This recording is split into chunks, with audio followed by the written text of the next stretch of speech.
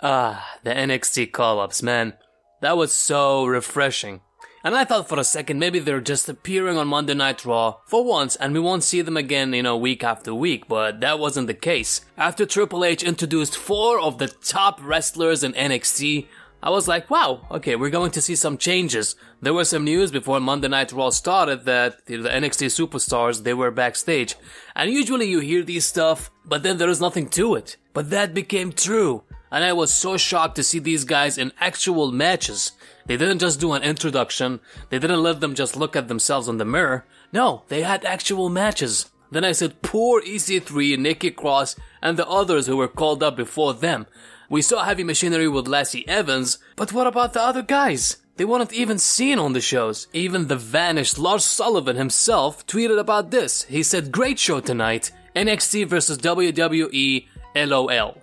And deleted the tweet just minutes after that.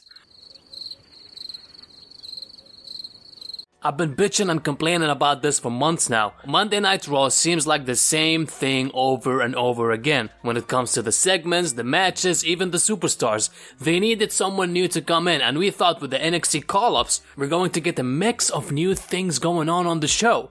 But no, they got even 4 more superstars to be part of the roster. It was different, good, and disappointing. Why do I say disappointing?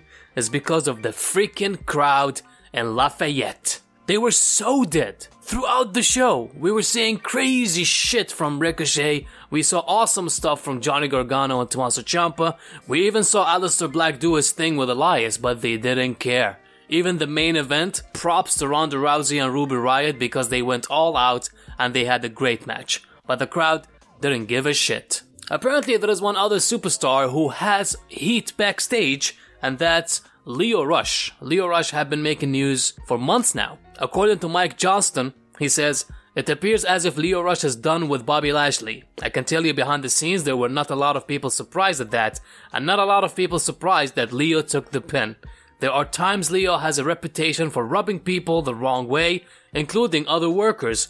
Whether that was being held against him and that was part of the reasoning for him losing, or whether it was just a decision to protect Lashley and shift the belt to Finn Balor, I guess we'll have to see based on how Lio is presented in the weeks and months to come. Also, Bodyslam.net, when they talked with an inside source in WWE, they said he's not somebody I plan on or want to be associated with at all. So Lio Rush, my man, you're not in a good place, and people don't like him.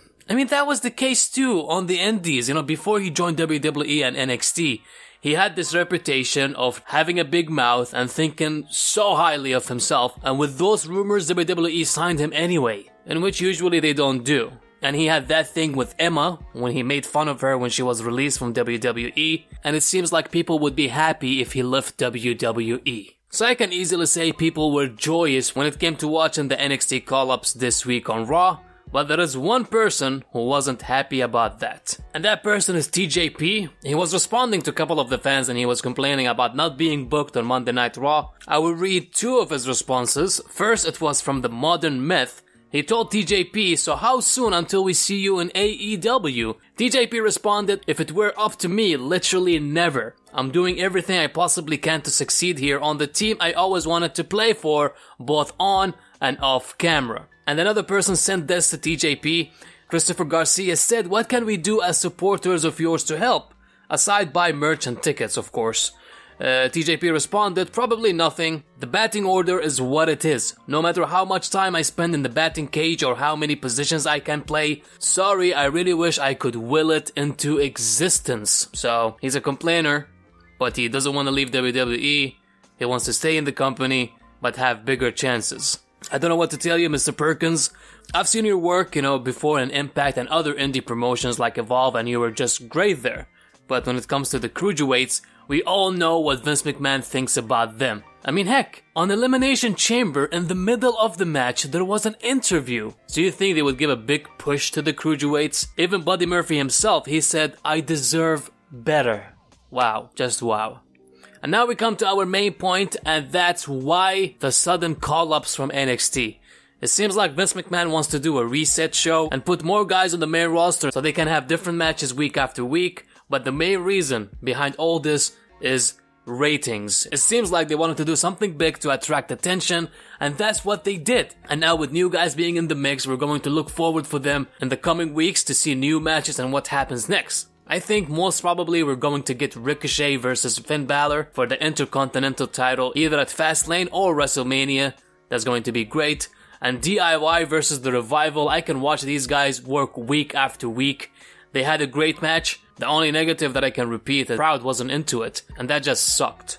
And now with the new superstars in, I hope they get more ratings and it becomes better for people to watch the show, because I want these guys to stay on the main roster and see them more in the matches. Also, don't forget EC3 didn't show up, Nikki Cross didn't show up, and the Lacey Evans with the heavy machinery thing, it seems like they're going to be a unit together. I don't know how that will look like, I just hope it's entertaining. I'm sure that Otis will do his best to make it entertaining, but Lacey Evans being with them and those reports of her getting a big push, I don't know about that.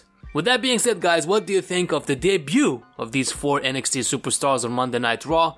Thumbs up if you enjoyed the video, subscribe to the channel, it will help us a lot, and you can check similar content like this here on the side. Take care, guys.